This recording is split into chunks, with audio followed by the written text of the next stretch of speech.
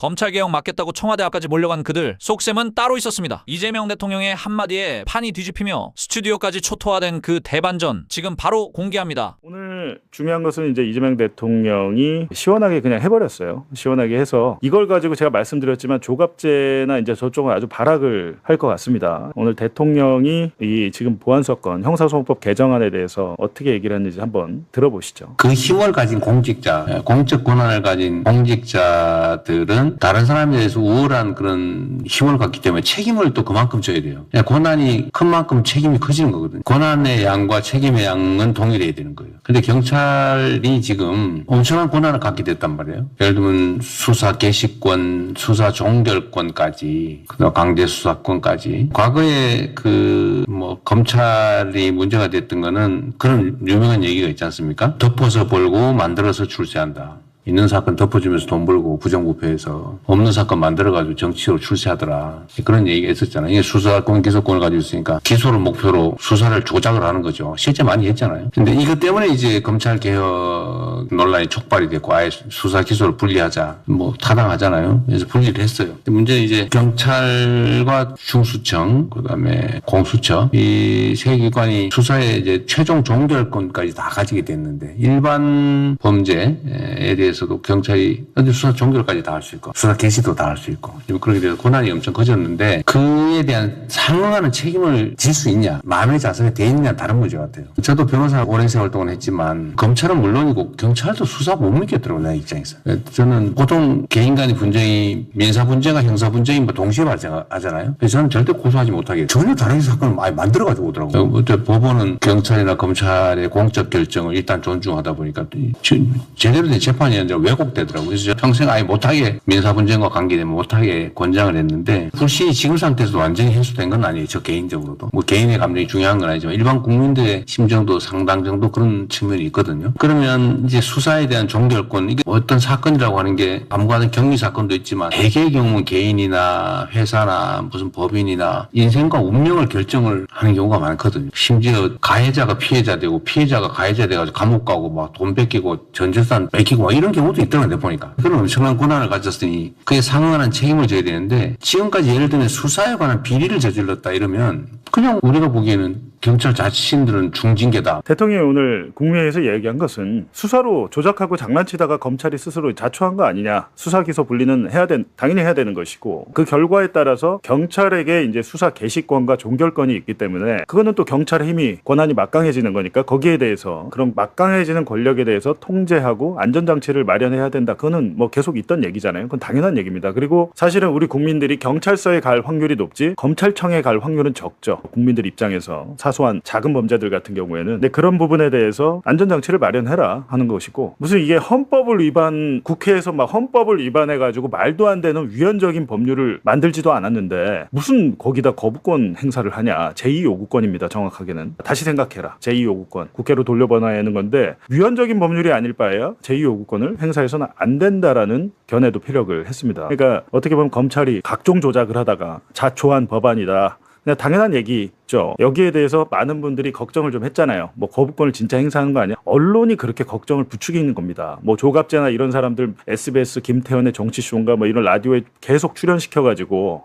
CBS 라디오랄지 그런 분들의 얘기를 일방적으로 하는 얘기를 그대로 실어준다고 해서 문제가 안 되는 게 아니에요. 그 사람을 부른 것 자체가 편집권을 행사한 거잖아요. 조갑제가 무슨 얘기할지 뻔히 아는데 대통령이 거부권을 행사해야 된다라고 주장을 대통령이 국회가 알아서 하라고 해서 국회에서 알아서 해서 넘긴 법안인데 뭘 거부권을 왜 행사합니까? 그리고 대통령 말처럼 그 법안에 무슨 문제가 있을까요? 지금 이 다음 수순은 국민의힘이나 한동훈은 위헌법률 심판을 하겠다고 나올 겁니다. 이거 위헌이라고 나오는 건데 헌법재판소에서도 별 문제가 없을 것이다 라는 겁니다. 이렇게 어려워요. 검사가 도대체 뭐길래 대한민국에 한 2,000명밖에 없는 그 직업군이 뭐길래 검사의 보안수사권 하나 뺏었다고 난리가 납니다. 온 언론이 난리가 나고 이거는 무슨 조중동만 그런 게 아니고 한겨레 경향신문 진보 언론까지 대한민국 망할 것처럼 이야기를 하니까 그런 기사가 많이 나오니까 국민들 입장에서는 야 이거 대통령이 민주당이 잘못하고 있나 보다. 민주당 강성파가 법안을 밀어붙였다라고 하는데 그게 아니죠. 지금 최근에 장윤기 사건이나 이런 것들 때문에 물타기가 돼서 약간 위기가 있었습니다만 저는 애초에 위기라고 생각하지도 않았고 결국에는 대통령이 본인이 했던 대선 공약을 지켰다라는 거. 그리고 어떻게 보면 대통령과 법무부 장관은 그래도 행정부의 수반이고 행정부의 장관이기 때문에 어떤 모양새 정도는 갖추면서 간 게 아닌가입니다. 근데 정성호 장관이 그렇다고 해서 대통령에게 뭐 제2요구권 거부권을 행사해 줍시오 이렇게 얘기할 수도 없다.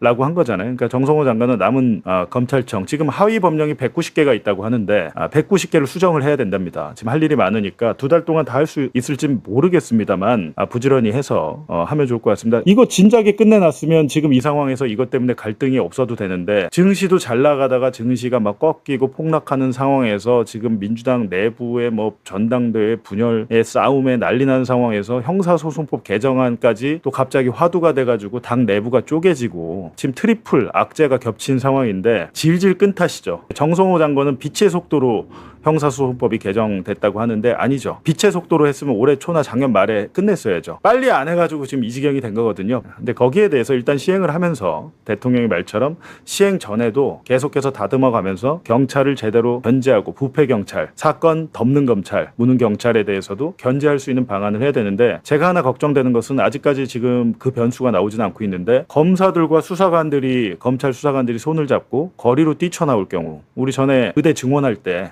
물론 그분들은 공무원들은 아닙니다만 의대 증원할 때도 굉장히 힘들었어요. 그 전문직들 머릿수가 제한되어 있는 전문직들이 들어 누웠을 때 정부가 통제하기 어렵습니다. 결국 지거든요. 윤석열이도 그거 잘못 건드렸다고 아마 생각을 했을 거예요. 저거 괜히 건드렸다. 왜냐하면 걔들은 대부분 내 편인데 나를 찍어준 애들인데 쟤들을 괜히 건드려가지고 난리가 났다. 저는 후회했을 거라고 생각하거든요. 윤석열이. 근데 어쨌든 이 검사들이 수사관과 손잡고 거리로 뛰쳐나올 경우 10월 2일에 출범하기는 쉽지 않을 수도 있겠다라는 생각이 들어요. 어쨌든 그 선택권을 줄 거 아닙니까? 검사한테. 너 중대범죄수사청으로 갈래요? 아니면 공소청으로 갈래요? 선택권을 줄 텐데 거기에 대해서 이 사람들이 집단 행동을 나오고 거리로 뛰쳐나오게 되면 상당 부분 지연될 가능성이 없지 않다. 쟤들이 저렇게 누워서 죽을 리가 없어요. 제가 볼 때는. 국민의힘이나 이제 한동훈과 손잡고 뭐 개혁신당까지 해가지고 거리투쟁을 펼칠 가능성이 있어 보인다라는 겁니다. 이게 아마 8월 말, 9월 초 요때쯤부터 지금 더우니까 아마 9월 초중순쯤에 거리로 쏟아져 나와서 난장을 피우지 않을까 걱정이 좀 됩니다. 걱정이. 여러분은 그런 생각 안 드시나요? 꿀팁 주지 말래요. 검찰한테 꿀팁 아닙니다. 쟤들은 저러고도 남는 애들이고 거부권을 대통령이 거부했다. 확실히 이제는 국민의 의결이 되고 조금 있으면 이제 공포가 되니까 이 부분에 대해서는 더 이상 싸우지 않았으면 좋겠습니다. 매듭을 지었으면 좋겠습니다. 이걸 가지고 뭐 한동훈 같은 사람은 계속해서 토론을 하자고 그러는데 영화 다 끝났는데 무슨 토론을 합니까? 영화 다 끝났는데. 거의 뭐 욕이 없었거든요. 제 기억 맞다면. 저도 욕 진짜 안 먹었었는데. 그쵸? 근데 저는 똑같은 검찰 개혁 얘기를 하는데 저한테 응원 문자 보냈던 분이 어느 순간 욕을 하면서 똑같은 얘기를 하는데 그러고 계셔서 걱정입니다. 시험 그래서 좀 쉽지는 않았을 겁니다. 그런데 그래도 본인 항상 해왔던 목소리를 일관되게 내어주시면서 이제 형사소송법 개정안 통과를 앞두고 있습니다. 감회가 대단할 것 같은데 이따가 좀 한번 들어보겠습니다. 자, 그리고 이분도 욕을 막 너무너무 많이 먹었습니다. 이분도 역시 초반에는 인기가 많았어요. 욕이 하나도 없었어. 맞아요. 근데 지금은 거의 뭐 반반 정도 되는 느낌입니다. 체감상. 조국혁신당의 얼음공주 박은정 의원 박수로 맞이하겠습니다. 안녕하세요. 공주 박은정입니다. 네. 박은정과 함께 욕 먹었던 매불쇼 또 죄송했습니다. 네. 아니에요. 뭐 죄송해요. 어때요? 지금 이제 필리버스터 중이고 4시 정도면 이제 끝이 나고 이제 통과를 앞두고 있는데 어떤지 그냥 감정 상태 한번 좀 여쭤보고 싶어요, 두 분. 저 같은 경우에는 진짜 이제 되는구나 드디어 오늘이다라는 그런 생각이 들고요. 제가 검찰개혁 하겠다라고 국회에 들어왔거든요. 그래서 6년 만에 검찰개혁법 들어와서 1년 차에 검찰청 폐지랑 수사기소 완전분리법을 발의했었는데 그 뒤로부터 6년 만에 이런 성과를 내서 너무 감회가 깊죠. 한편 기억하실지 모르겠지만 제가 당대표 출마하려고 했어요. 이번에 맞아.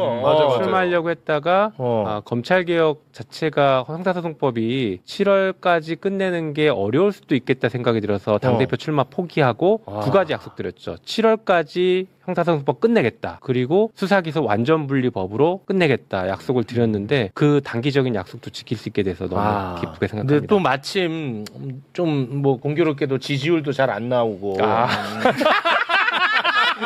아니 급상승세였는데 상승세였나요? 급상승세였는데 제가 그거 고려하지 않고 오직 검찰개혁만 오직 검찰개혁 완수를 위해서. 네.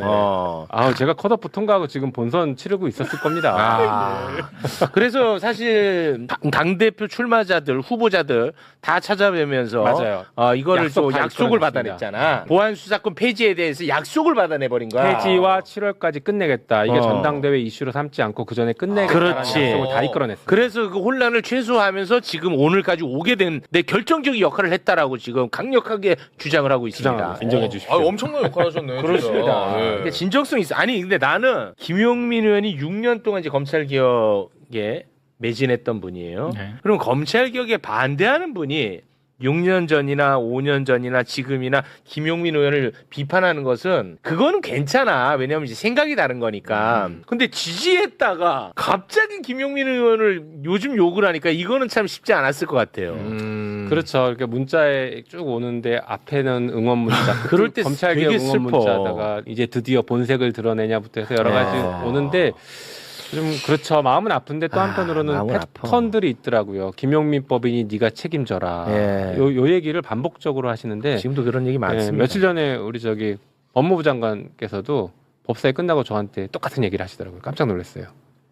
뭐라고요? 이거 김용민 법이니까 잘못되면 책임지세요 이렇게 얘기하시더라고요. 그래서 제가 좀 깜짝 놀랐는데 책임지겠다. 다만 정부도 지금은 누구한테 책임 얘기를 할 때가 아니라 잘 되게 만드는 게 중요하니 그렇지. 법은 국회에서 설계를 잘 하고 의견 충분히 들어서 할 테니 정부는 잘 되게 만드는데 잘 돌아가게 만드는데 힘을 좀 써달라 이렇게 여러 차례 좀 당부를 드리고 있습니다.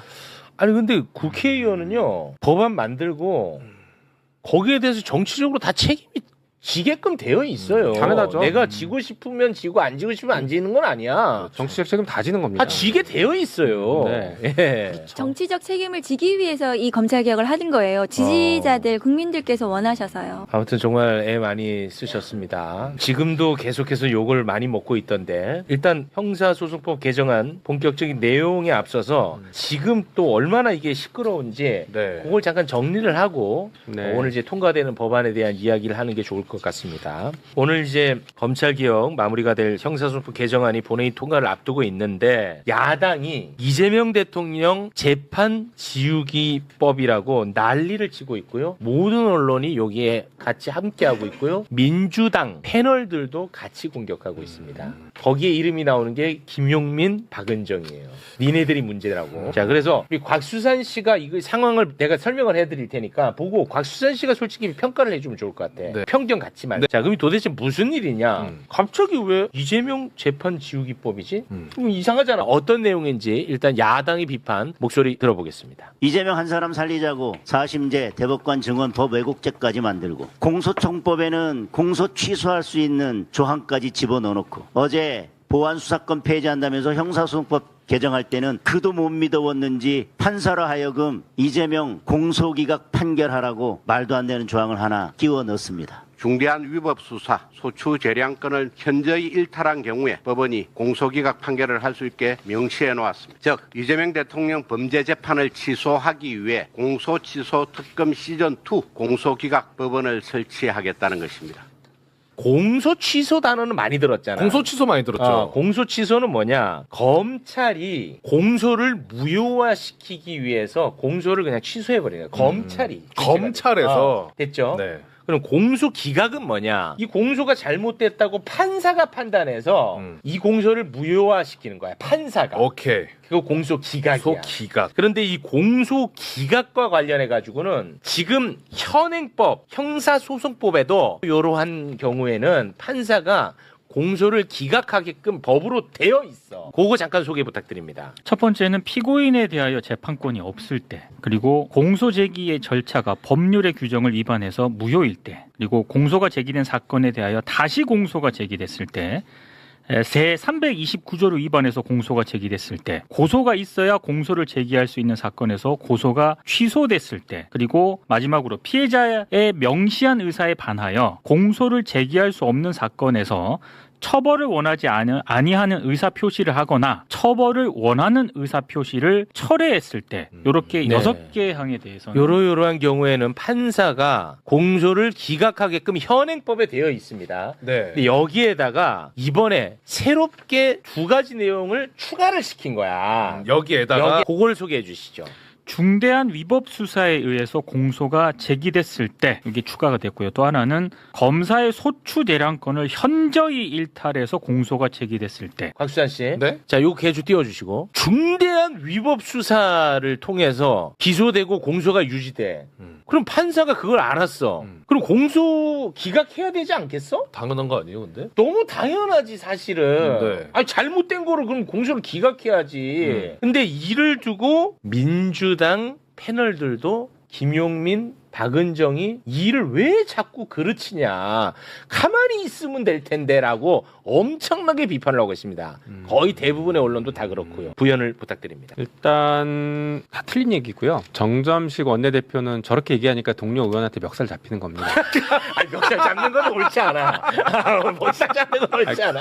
그만큼 틀렸다는 얘기를 제가 그만큼 비유적으로 표현한 겁니다. 예, 예. 멱살 잡힐만 했어요. 저런 얘기를 하는 거 보니까. 말도 안 되는 얘기를 하고 있어요. 자, 일단 공소 취소 얘기를 뭐 하기 전에 이거 먼저 좀 말씀드릴게요. 아니, 네. 공소 기각 말씀드리기 전에. 네. 공소 기각이 되면 사건이 그 기소는 끝나는 건데 다시 기소를 할 수 있을까 없을까가 궁금하실 수 있잖아요. 가능합니다. 다시 기소 가능해요. 얼마 전에 이진관 판사가 다시 가능해요? 이완규, 박성재에 대해서 특검이 기소한 것에 대해서 이거는 그 수사 대상, 특검법상 수사 대상이 아니라서 기소를 못하니 공소 기각한다라고 했던 적이 있습니다. 위증이랑 뭐 저기 그 안가회동 이런 것들 기억나시죠? 그때 뭐라고 했냐면 그러니 수사권이 있는 수사기관이 적법하게 다시 수사해서 기소할 수 있다. 이렇게 분명히 얘기했어요. 다시 말해서 공소 기각은 해당 사건은 공소 기각으로 끝나지만 범죄가 있으면 다시 수사해서 기소할 수 있습니다. 그런데 공소 취소는요. 다시 기소를 못 해요. 아까 읽어주신 것 중에 329조를 위반해서 기소했을 때 공소 기각한다고 했지 않습니까? 네. 그 329조가 공소 취소예요. 그래서 실제로 우리 민주당 의원이시긴 한데 얼마 전에 공소 기각 판결을 받은 분이 있는데 다시 기소해서 지금 현재 다시 재판을 받고 있는 사건이 있습니다. 그래서 그 가능합니다. 법적으로 가능해요. 그러니까 완전히 다른 엉뚱한 얘기를 하고 있는 것이 또 한편으로는 법원이 하는 것인데 우리 민주당이 아무리 입법한다고 해서 법원이 마음대로 합니까? 지금? 이거 사법부의 영역이거든. 예, 그래서 이재명 대통령이 뭐 재판 지우기법 이런 건 타당하지가 전혀 않아. 상관없죠. 심지어 법원이 저 공소기각 사유 2가지 추가하는 것에 적극 찬성했습니다. 우리 소위에서. 법원에서도. 법원은 저거는 그동안 판례가 쌓아왔던 것들을 구체화하는 것이니 찬성합니다. 적극 찬성합니다. 이렇게 입장을 밝혔어요. 법원의 판례에서 네. 이미 공소 기각을 했던 그 사례들을 이렇게 조문으로 적어놓은 거예요 이번에. 맞습니다. 아까 그거 다시 한번 보여주시면 2가지. 저 중대한 위법 수사에서 공소가 제기됐을 때 저렇게 대표적인 게 함정 수사했을 때 중대한 위법 수사라고 해서 공소 기각을 한 판례가 쌓여 있습니다. 그리고 조금 전에 말씀드린 수사권이 없는데 수사해서 기소하면 또 저렇게 하고 그 밑에가 이제 공소권 남용인데요. 저게 유우성 사건에서 그렇지. 보복 기소한 것을 법원이 공소 기각했을 때 저 표현을 씁니다. 현저하게 소추 재량을 일탈했을 때 그때는 공소권 남용이니 공소 기각한다 이렇게 했어요. 그렇습니다. 그게 원래 유우성 사건 좀 헷갈리죠? 헷갈려요. 그 선량한 공무원을 조작을 해가지고 간첩으로 처벌을 하려고 했던 거야. 그래서 유우성 간첩 조작 사건이 있었어. 근데 그 조작한 게 들켜버린 거야. 중국 공문서를 위조한 게 들켰죠. 들켜버렸어. 그래가지고 그게 무산됐어 검찰에서. 네. 그러니까 검찰이 열받아가지고 보복으로 이 사람에게 왜곡한 거래법 다른 걸로 또 기소를 해버린 거야. 어떻게든 넣겠다. 어떻게든 넣으려고. 근데 대법에서 야 이거 보복 기소네 이 새끼들. 너네 너무 나쁜 놈이네. 해서 대법에서 공소기각을 한 첫 번째 사례야. 그게. 그래서 이거 그 누구야 안동환이 탄핵을. 안동환이를 그래가지고 탄핵하려고 했던 거야 이 건으로. 근데 헌재에서 탄핵 기각시켰어. 기억해도. 네. 그때 변호사가 맞습니다. 네. 그 변호사가 저였고 저분이야. 그래요? 제가 그래서 12년 전부터 검찰 개혁을 변호사 때부터 시작한 게 네. 유우성 사건을 계기로 시작을 했고 그래서 국회에 들어와서 이 일까지 하게 된 겁니다. 근데 공소권 남용이 최초로 인정된 사례의 명확한 표현을 구체적으로 법에 집어넣은 겁니다. 이건 저희가 한 것도 있지만 시민사회 쪽에서 그리고 형사소송법 민법법 교수들, 헌법 교수들이 오랫동안 연구하면서 이 정도는 추가로 집어넣어야 된다. 특히 기소권 통제를 위해서, 사법 통제를 위해서는 이 정도는 집어넣어야 된다라고 해서 추가한 조항들입니다. 그렇습니다. 이게 갑자기 뭐 집어넣은 것처럼 얘기하고 있거든. 근데 이거 이미 6월에 시민단체 안에 이게 있었어. 이게 저희가 김용민 의원님하고 저하고 둘이서 그 외에 다른 의원님들하고 같이 시민주도 형사법 모임에 이 형사소송법에 대한 연구 용역을 드렸고 3월에 이 법이 나왔어요. 이게 똑같이 들어 있습니다. 이 공소기각 사유가 그때 3월에 나왔던 것을 그 정리를 해가지고 6월에 김용민 의원님 저 대표 발의로 간 거예요. 그래가지고 법안심사 소위에서 9차례나 심사를 한 겁니다. 그런데 국민의힘은 들어오지도 않았어요, 소위에.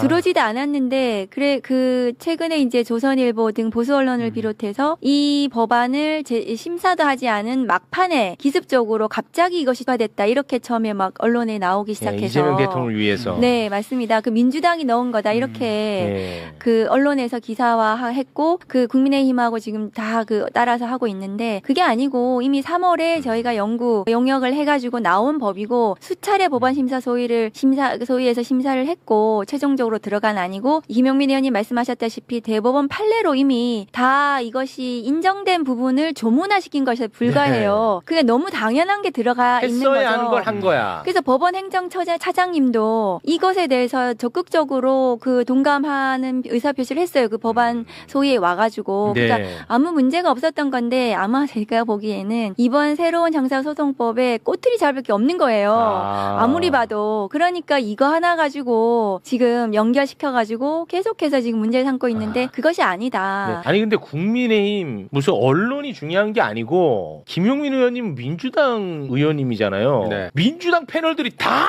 이거 두 분 씹고 있어 이걸로. 알지? 그러니까 내용에 대해서 공부도 안 해. 그러니까 이제 이런 거죠. 국힘이 문제 제기하고 정치 쟁점화되니 그것을 처음에 얘기하는 사람들이 괜히 미운 거일 거예요. 그분들은. 근데 그렇게 하시면 안 되고 필요하면 저희한테 그 내용을 좀 확인하시고 이게 어떤 의미였는지 좀 점검하시고 나서 좀 방송에 나가서 얘기해 주시면 좋지 않을까. 네. 아쉬움은 있습니다. 그러니까 처음에는 민주당에서 이 법에 넣었다. 공소기각 사유를 갑자기 기습적으로 넣었다. 막 이러다가 찾아보니까 박은정도 있네. 맞아요. 그럼 다른 당 조국혁신당 박은정도 발의했는데 그럼 민주당이 기습적으로 넣은 게 아니잖아요. 그렇게 하니까 이게 지금 또 말이 안 되니 꼬이는 거예요. 지금 이 법안에 안 대해서. 꼬여요. 지금 이제 김용민 박은정 지금 역적돼 있어요. 한번 아니, 더 제가- 썸네일 한번 봐.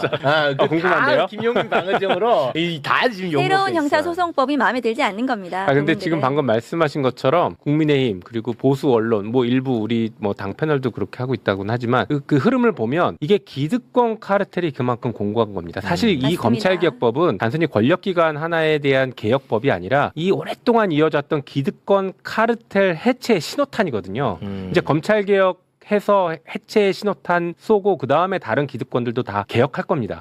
그러니 자기들의 가장 큰 방어막이었고 가장 강력한 군대였던 검찰이 여기서 무너지면 핵심이죠. 그 다음도 자기들도 쉽게 무너진다고 생각해서 지금 기득권들이 총동원돼서 어떻게든 흠집내고 방해하고 있는 것입니다. 이제 정말 목전에 와 있습니다. 오늘 그 형사소송법 개정안과 관련해 가지고 혹시 짚어주실 부분이 있으면 네. 짚어주시면 그래서 제가 좋겠습니다. 좀 국민들께 좀 설명하는 네네네. 자료를 가져왔는데 1번 좀 올려주시면 네. 이제는 검사는 수사하지 않는다. 경찰에 대한 수사가 완결성 있고 신속하게 이루어질 것이다. 그래서 이번에 공소청 검사는 경찰에 대해서 보안 수사 요구를 통해서 보안 수사를 합니다. 보안 수사는 필요하죠. 네. 왜냐하면 한 번에 경찰 수사를 끝낼 수가 없으니까 그렇죠. 필요한 경우에 보안 수사 요구를 하지만 1개월 이내에 반드시 하도록 그래서 짧게 신속하게 하도록 하고요. 그리고 또 만일에 1개월보다 너무 길어. 그럼 하루 만에 이틀 만에 혹은 일주일 만에 긴급한 보안수사 요구도 가능하다. 그리고 그렇게 내려가더라도 검사는 형사사법정보 시스템 킥스에 사건 번호를 그대로 가지고 있으면서 그 검사가 사건을 책임지는 책임성. 그러니까 사건 책임제를 만들었습니다. 그래서 이 사건 번호가 유지되기 때문에 핑퐁이 방지되는 이렇게 만들었습니다. 그리고 또 이 기록이 사건 보안수사 요구를 하면서 넘어가면 이것은 또 빨리 안 되는 거 아니야? 이런 우려가 있어서 사건 기록을 경찰에게 다 주지 않고 사건 기록은 검사가 가지고 있으면서 추안의 형식으로 공소시효 하루 이틀 남아있는 거 구속사건 일주일 이내에 하는 경우는 경찰에게 추안하라고 경찰 사건 기록은 그대로 가지고 있으면서 경찰이 추가로 새롭게 조사하는 것들은 추가로 보내라는 추안 제도를 마련했습니다. 추안이 추안이 뭐예요? 추안이라는 건 단어가 추후에 보완한다. 아, 요것을 추후에 보완한다. 추안이라는 제도인데요. 단어가 어려운 게 아니라 말을 많이 줄였네. 그러니까 저도 그 비냉 같은 거야. 월- 비빔냉면. 물냉 비냉처럼. 맞습니다. 그래서 그 사건 기록이 넘어가고 하는 것에 대해서 이제 좀 너무 오래 걸리는 거 아니야 그런 우려를 하셔가지고 사건 기록을 안 보내고 검사가 사건 번호도 그대로 유지하고 자기 사건으로 유지하고 기록도 안 보내면서 경찰을 시켜서 더 수사하게 해서 빨리빨리 받아서 사건이 신속하게 진행이 된다. 그리고 그렇게 보안서 요구할 때는 구체적으로 문서로 보안서할 내용과 방법을 구체화해가지고 보낸다. 그래서 경찰이 뭘 보안서하라는 거야. 지금 좀 그런 게 좀 애매한 게 있었거든요. 그래서 구체적으로 서면으로 다 해서 보내야 한다는 거고 그리고 이렇게 해서 경찰 수사가 완결이 될 것이다. 이런 식으로 신속하게 완결될 수 있다. 그렇게 경찰 수사를 책임지고 검사가 할 수 있게 한다는 거고요. 두 번째 거 수사가 그런데 지금 장윤기 사건 같은 데서 보듯이 좀 걱정스러운 부분들이 있으시잖아요. 네, 경찰의 부실 수사. 그럼 그 수사를 어떻게 책임지게 할 것인가? 그 보안사 요구를 제대로 하지 않는 경찰에 대해서는 징계를 검사가 요구하게 하고 또 그 경찰이 보안 수사하는 것이 검사가 생각하기에 좀 우려스럽다. 그 경찰이 맞는 게 부실하게 하거나 사건을 제대로 하지 못할 우려가 있으면 직무 배제하고 상급 수사관서에 보내거나 아니면 다른 수사기관을 지정해서 그 사건을 수사하도록. 예를 들어서 이렇게 다른 했습니다. 수사기관이라 하면 어떤 데를 다른 수사기관은 뭐 중수청이 될 수도 있겠고 어쨌든 다른 공수처가 될 수도 있겠고 어쨌든 다른 수사기관에 보낼 수도 있다는 네. 것이고 그리고 이 모든 사건 기록은 이제는 암장이 안 된다. 원래도 이제 사건 기록을 킥스 형사사법 정보 시스템에 모두 다 입력하도록 되어 있는데 이번에는 완전히 법조문으로 명문화해가지고 사건 은폐는 없다. 모든 수사 기록은 형사사법 정보 시스템에 모두 입력하도록 법문에 빠짐없이 이런 표현은 잘 안 쓰는데 저희가 이번에 형사소송법에 빠짐없이 이 문구를 넣었습니다. 그래서 빠짐없이 모두를 전자기록화하도록 했습니다. 전자기록으로 하도록 했고 이번에 또 장윤기 사건에서 보듯이 검사가 사건을 이렇게 보다가 경찰이 뭔가 이렇게 이상한 경찰이 은폐, 유착 이런 게 발견이 되면 경찰에 대한 수사를 요구하도록 이 경찰 수사해야 돼 이렇게 수사 요구를 할 수 있도록 그 법에 또 넣었습니다. 수사 요거는 요 PPT에는 안 넣었는데 수사 요청을 할 수 있도록 249조의 9에 넣었습니다. 그리고 경찰 내부적으로 국수본에 직속된 내부 수사 비리 수사대를 신설했고요. 내부 비리 수사대를 신설했습니다. 그래서 뭐 경찰 내부 수사, 내부 비리에 대해서는 수사의 형식으로 경찰 비리 수사대에서 할 수 있도록 했고요. 그 다음에 중대범죄수사청이나 공수처에서는 이 경찰 사건, 경찰의 이 뭐 사건 은폐라든가 증거인멸이라든가 이런 범죄에 대해서는 당연히 수사할 수 있고요. 저희가 또 이번에 최근에 사법개혁의 하나로 법왜곡죄를 만들었잖아요. 그렇습니다. 이 법왜곡죄가 경찰이 수사를 왜곡하거나 은폐하거나 인멸하지 않도록 그렇게 하는 경우에 반드시 법왜곡으로 처벌할 수 있도록 수사의 책임성을 강화했습니다. 그 이번 자료는 다시 한번 좀 눈에 익혀 놓으면 좋을 것 같아요. 여기 보니까 꼼꼼해. 뭐 직무 배제도 시키고 징계 요구도 하고 상급 수사기관에서 다시 수사할 수 있게끔 해놓고 그다음에 전자기록으로 남기고 경찰 내부 비리 수사대 만들고 그다음에 중수청 공수처에서 경찰 비리 수사하게 하고 꼼꼼하다. 그러니까 경찰 내부의 경찰 수사에 대한 걱정을 하고 계시기 때문에 경찰 수사를 이렇게 통제를 한다. 검사가 그 사건을 가지고 있으면서 그 사건이 끝날 때까지 검사가 책임지고 제대로 하지 않으면 수사관도 교체하고 상급관서에 보내기도 하고 또 이런 범죄 경찰 범죄 수사하라고 요청도 하고 경찰 내부적으로도 비리 수사대를 만들고 이렇게 해서 촘촘히 감독할 수 있도록 만들었다. 이번에 이번 형사소송법으로. 검찰개혁이라는 타이틀로 형사소송법이 개정이 됩니다만 그래도 경찰에 대한 견제 장치가 많이 들어가 맞습니다. 있어. 그래서 맞습니다. 경찰개혁도 약간 된 부분이 있다는 거 이거 아주 저는 좋게 봅니다. 그렇습니다. 이 법의 핵심이 상호 견제입니다. 상호 견제. 권한을 나누고 상호 그거 좋네. 견제하게 만드는 것. 이 법의 핵심 정신입니다. 다만 실체 진실 발견을 위해서 검경은 협력한다.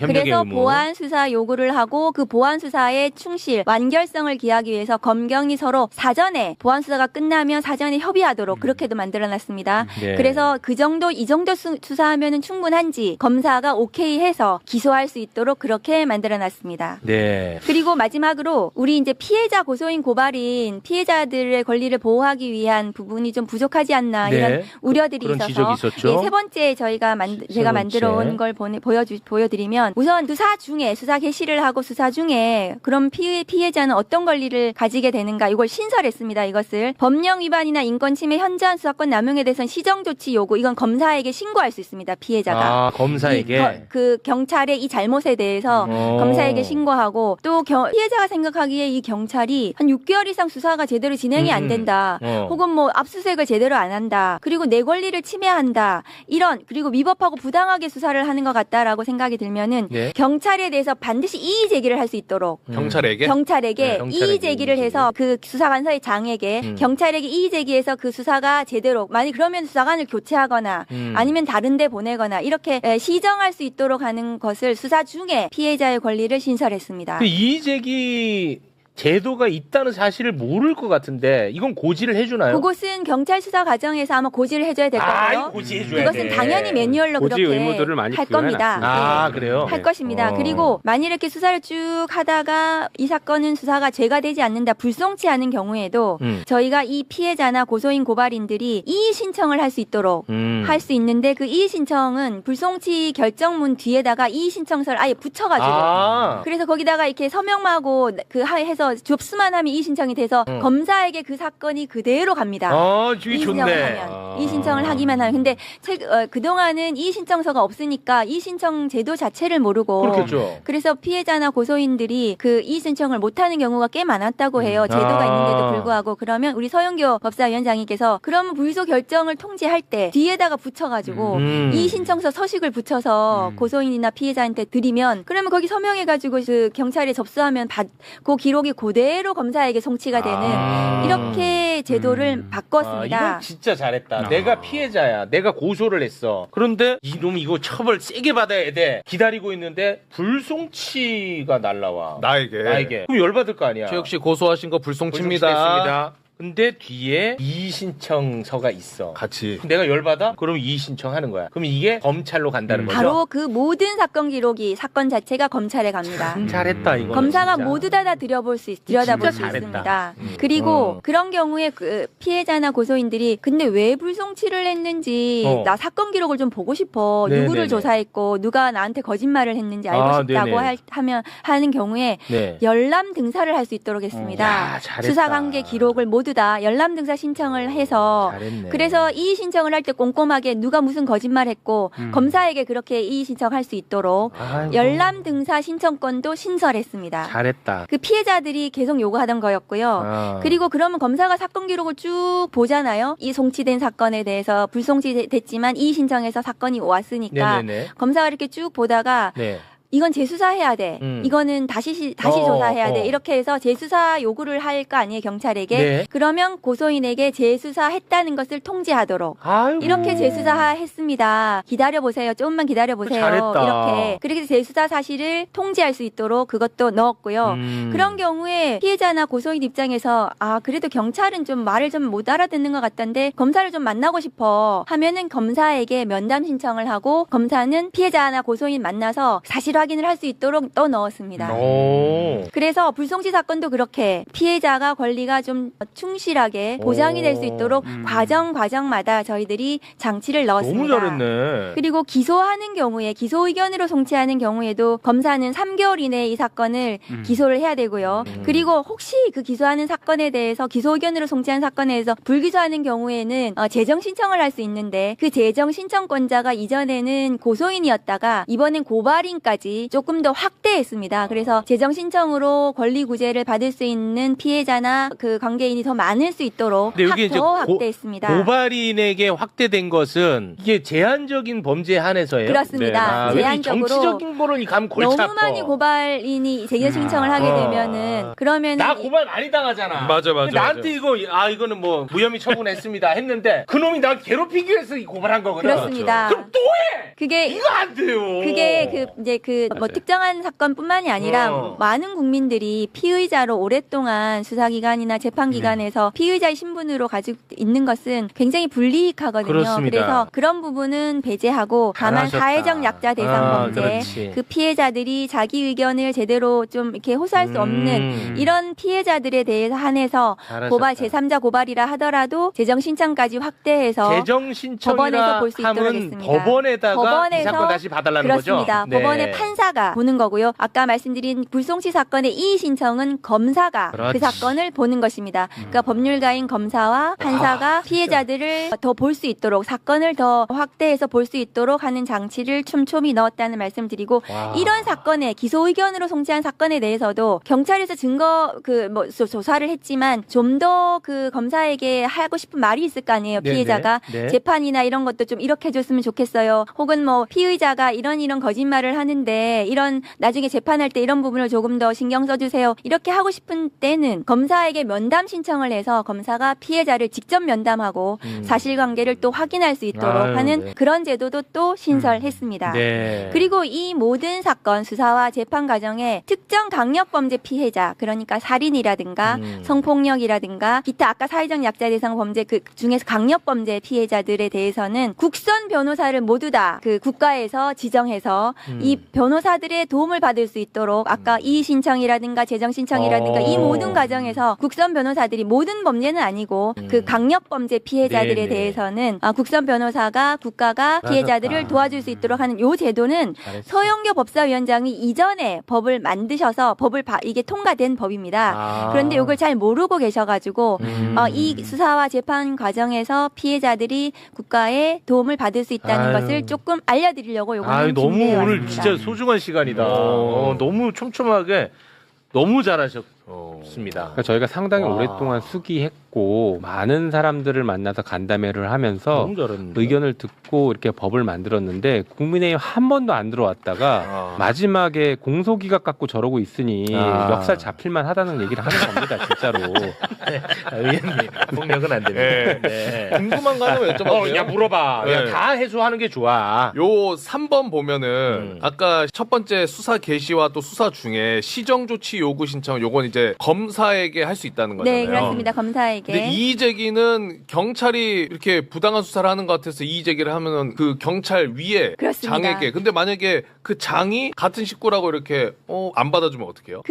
그런 경우에는 이제 시정조치 요구를 또 그럼 검사에게 할 수도 아니, 있을 거고요. 그 안에 또 있는데 이게 네. 14일 이내에 답을 주도록 돼 있어요. 근데 14일 이내에 답을 안 주거나 제대로 안 되면 상급관청에 다시 이의 제기를 할 수 있습니다. 상급 관청에. 네, 그리고 방금 말씀하신 시정조치용으로 검사에게 신고할 검사에게 수도 또 할 있어요. 수도 있고요. 오케이. 네. 또 그럼 이게 타고 가는 거야. 그러다가 요 기관에서 안 돼? 그러면 검찰에. 오케이. 그리고 잘 안 되면 나중에 보완 수사를 요구할 때 검사가 그 해당 그 수사 관세 안 하겠죠. 이런 것들이 잘 시정이 안 된 기관이니 다른 기관에게 보완 수사 요구를 할 수도 있겠죠. 그렇습니다. 촘촘하게 길들이 열려 있습니다. 열려 있어. 이게 네. 계속 여기 안 돼, 여기 안 돼, 여기 안 돼, 다른 기관 검찰. 그리고 여기에 논의 안 된 건데 수사심의위원회라든가 네. 사건심의위원회라는 게 별도로 있습니다. 이렇게 경찰 단계에서는 수사심의위원회라는 것을 별도로 둬서 해당 사안에 대한 송치 여부 결정 이런 것들 중요한 결정을 할 때 시민들이 참여해서 기록을 보고 사건 설명을 듣고 판단하는 절차가 있고 일종의 배심원 비슷한 제도인데 그게 있고 검찰 단계에도 공소청법에 사건심의위원회라는 것을 두어서 영장 청구나 기소 여부와 관련돼서도 국민들이 직접 판단할 수 있는 길도 열어두었습니다. 알겠습니다. 촘촘하다. 그러니까요. 근데 지금 이제 너가 집에 가서 보면은 모두가 다 이제 공소기각 관련해갖고 난리를 치고 있어.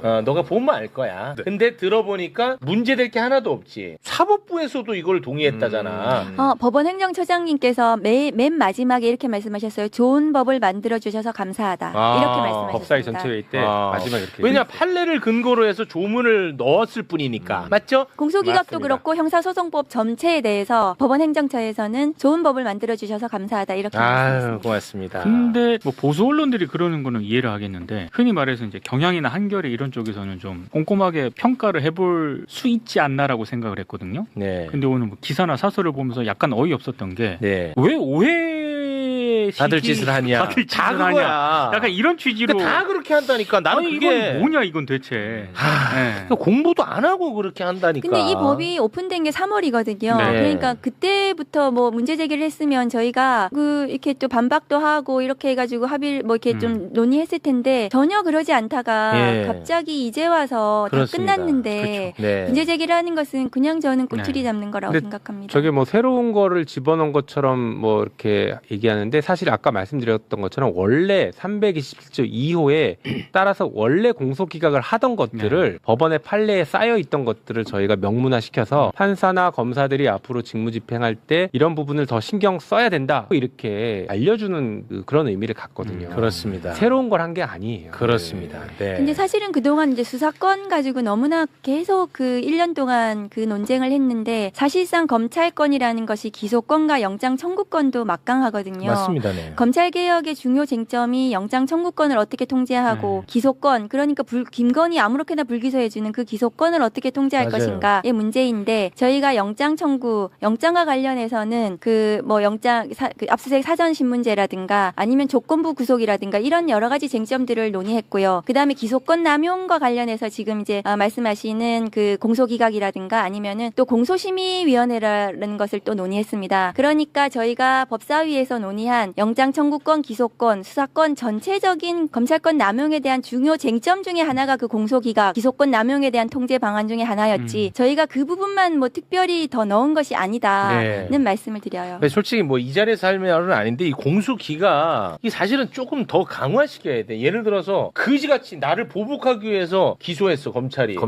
이거는 안 되는 거잖아. 네. 그런데 검사 얘네들은 지들이 수사했으니까 지들이 이거 무조건 기소하는 거야. 그래서 그거 막지하고 이제 검찰개혁하는 건데 네. 아무튼 얘네가 이제 사법부로 가. 그러면 이게 사법부에서 봐서 이거는 정말 불법적으로 수사했고 보복 기소고 하면은 바로 이거를 기각을 시켜줘야 되는데 바로 기각 안 시키잖아요. 몇 년 걸립니다. 네. 재판받는데. 이게 구제도 안 돼요, 사실은. 사실상 유무죄 판단 다 하고 나서 그 다음에 공소기각 판단을 뒤에 원래는 먼저 하도록 되어 거봐. 있는데 예. 사실 뭐 그러니까 이런 논의를 해야 돼, 사실은. 이 자리에 없는 사람 얘기를 해서 그렇지만 그 봉지욱 기자 지금도 재판받고 있잖아요. 아, 명예훼손 관련해서. 명예훼손. 예. 저는 당연히 이거는 진작에 공소 기각시켜야 된다라고 보거든요. 예.